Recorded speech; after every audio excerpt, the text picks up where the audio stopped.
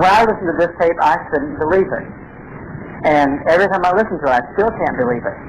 But I go entirely by the integrity of this good friend of mine who knows the people that recorded this.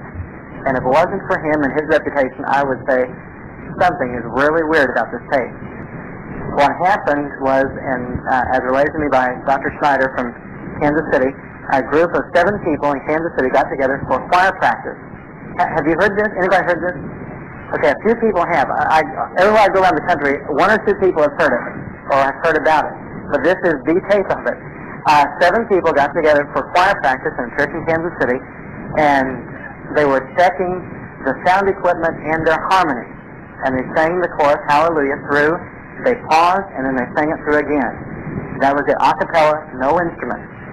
And when they started playing it back, they thought something went wrong with the system until they realized that there were thousands of voices singing with them. There was a harp, bass guitar, trumpets, all sorts of things in there. And then during the time that they had paused, there's a solo, which none of them sang.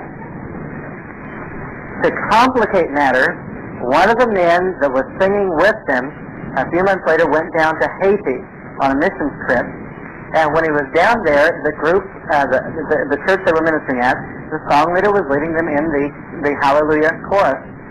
And during the middle of it, he started singing this chorus, or the verse that's found on this tape.